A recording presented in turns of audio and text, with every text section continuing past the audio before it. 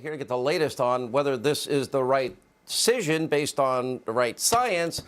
He's the Competitive Enterprise Institute Senior Fellow, Christopher Horner, weatherbell.com Chief Meteorologist, our friend Joe Bastardi. Okay, Chris, let's start with you. You've written a number of books on the subject.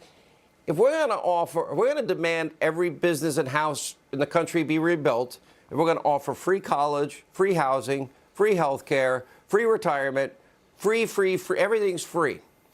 And the reasoning is the Earth's going to end in 12 years, so we'll do this in 10 years with only 2 years to benefit from it.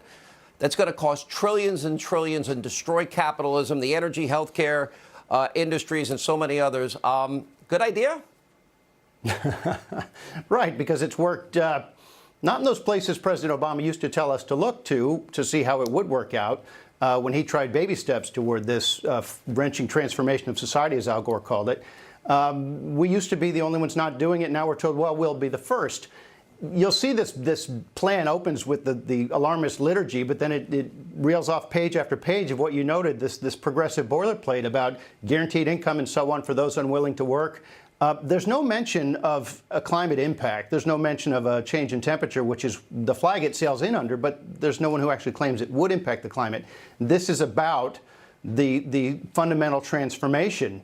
You'll see in the Washington Post tomorrow a scathing editorial pointing out that you're trashing the enterprise of the climate industry here by going off on your massive project. Meanwhile, they claim it would cure these social ills. It would exacerbate badly all of them this is the through energy poverty. The 1970s, killing jobs, energy poverty, and so on. Joe, the 70s was the nice new ice age is coming. Then global warming, the Earth has the temperature and it's going to explode in a number of years that passed already. Now we just say climate change, but it's really predicated on what? A battle against capitalism, that the premise that man on Earth is pillaging the planet for profit? Well, first of all, H.L. Mencken, who was a Democrat, said it correctly. The urge to save humanity is almost always a false face for the urge to rule it.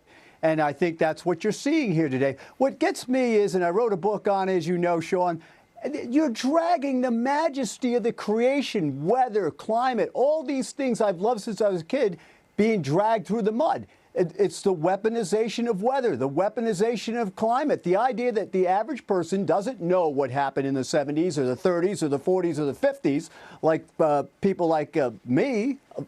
What they do is they simply take advantage of it. And, you know, I almost have to laugh at it now because you would have to sell your soul to that world to understand that world. And that's exactly what's going on here. It's really not that much. Look, I understand the CO2 feedback argument, but the oceans have 99.9% of the heat capacity of the entire system. If the ocean's cyclically warm, the air cyclically warms. When the ocean's cool, the air will cool. Well, the last thing I got to say this, Joe. It's a pretty simple relationship.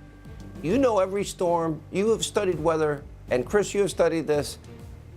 People need to pay attention a little bit to what you're saying. Thank you both.